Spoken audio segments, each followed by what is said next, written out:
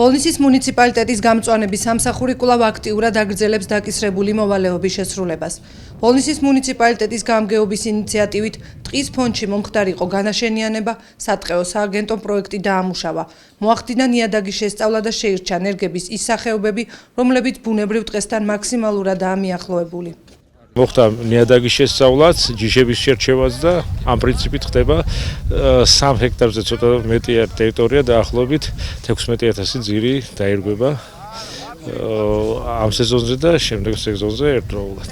შედეგს ერთ წელიწადში შესამჩნევად დავინახავ და რამოდენიმე წელიწადში უკვე წამოვა ტყე.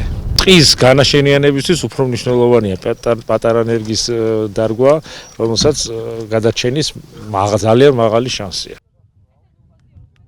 დარგეშენის სახელობის ხე ამ სახელწოდების აქციის ფარგლებში ეგრეთ წოდებული სასროლეთის ტერიტორიაზე პოლნისის მუნიციპალიტეტის გამგებელმა გოგი მეშველიანმა ქვემო ქართლში სახელმწიფო რწმუნებულ გუბერნატორთან, საკრებულოს დეპუტატებთან და გამგეობის სხვადასხვა სამსახურის თანამშრომლებთან ერთად 7 სახეობის ნერგები დარგეს.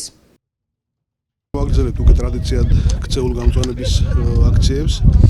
ამჯერად ყოფილი სასროლეთის ტერიტორიაზე 3 ჰექტარზე მეტ ფართობზე ირგვება დაახლოებით კონკრეტულად ამ ადგილზე 4,000 ძირამდე სხვადასხვა ჯიშის ხე. პროექტი შედგენილია სატყეო დეპარტამენტის მიერ და მათი რეკომენდაციით გათვალისწინებით ჩვენ განვახორციელებთ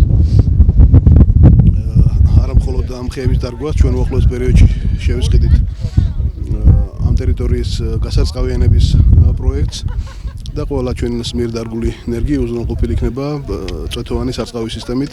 ბოლო წლებიას ჩვენ სულ აქტიურად მუშაობ გარემოს დაცვის სამინისტროსთან ახალი ტყეების გაშენებაზე, ახალი ენერგიების გაშენებაზე და ეს თანამშრომლობა, ესეთი ერთობლივი თანამშრომლობა, ასეთი აქციები თავდება ხოლმე.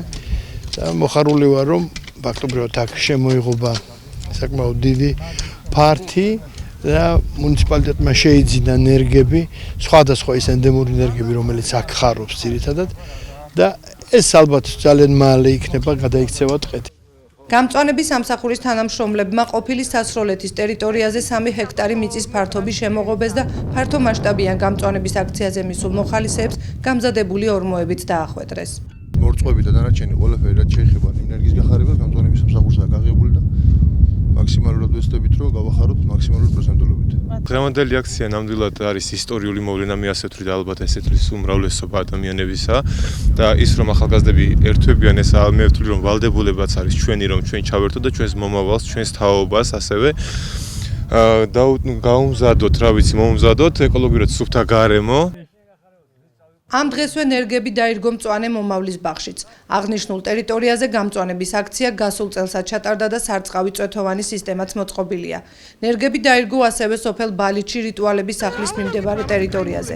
აქციის ფარგლებში სულ 5,000 ნერგი დაირგო, რომლებზეც პასუხისმგებლობა და მისი შემდგომი მოვლა პატრონობა გამწვანების სამსახურს ეკისრება.